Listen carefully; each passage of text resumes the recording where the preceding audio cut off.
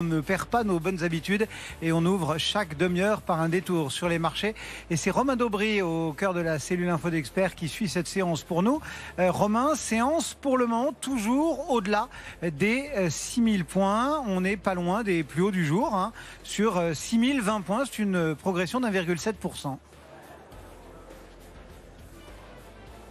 Oui, toujours une progression intéressante, toujours dans le cadre de la construction d'une nouvelle échéance. L'échéance des marchés dérivés du mois de juin était une échéance majeure. On a détruit pas mal d'intérêt à la fin de cette échéance et là, on est en train de reconstruire quelque chose.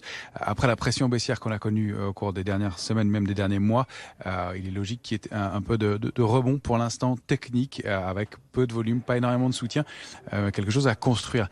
Il faut rappeler que les portefeuilles sont couverts à ce niveau-là, même si l'intérêt n'est pas très important, c'est-à-dire que les opérateurs sont prudents mais un peu en retrait, et puis le gap qu'on a ouvert la semaine dernière, le gap hebdomadaire ouvert la semaine dernière sur tous les grands indices mondiaux donne un signal négatif à moyen et long terme, en tout cas à moyen terme, et laisse entendre que le scénario va être compliqué dans les semaines qui viennent.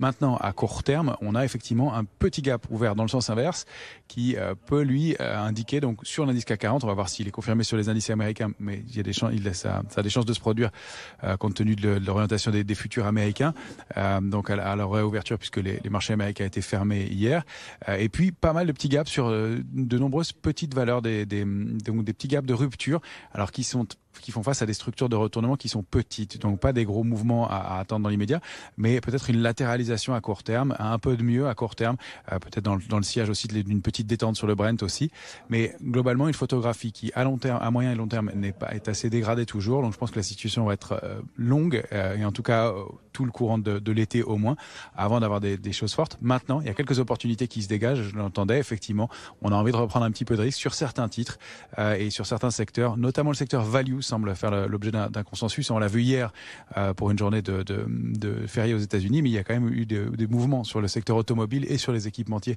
qui étaient assez marqués. Donc le secteur automobile, le secteur bancaire reste secteur fort. Il y a des frémissements sur un secteur donc que vous évoquiez aussi à l'instant, enfin sur une zone géographique que vous évoquiez à l'instant, des frémissements sur la Chine. Même si ça reste compliqué à investir, on peut prendre un petit risque dessus. En tout cas, c'est ce qu'on a fait pour une petite part de nos allocations. Et puis de comprendre qu'on risque d'avoir toujours, faute d'intérêt fort, des décalages rapides dans une tendance qui reste sur le fond baissière, mais qui à court terme donne des petits signaux de mieux. Alors on a quelques valeurs que je peux vous citer sur lesquelles on a franchi le pas, on est rentré à court terme ou pour des scénarios un peu plus longs. Safran, c'est un peu sur le moyen long terme, il y a quelques réactions sur des niveaux de support importants. On est rentré sur Sword, Nexans aussi qui a réagi sur le bas d'un canal, Elis, Fnac ou SPI qui donnent ces petits mouvements, ces petits gaps justement de rupture avec la tendance baissière, pour lesquels on n'attend pas des mouvements gigantesques, mais sur lesquels on se positionne pour essayer de jouer des petits écarts dans un marché qui pourrait peut-être se comporter évoluer de façon latérale pendant quelques jours, quelques semaines encore. Merci beaucoup Romain. Romain Daubry et la cellule Info d'Experts de Bourse Direct qui nous accompagnait. Le marché parisien en hausse, toujours 1,68%, 6018 points. Et nous, on est au cœur de ce sommet BFM Patrimoine.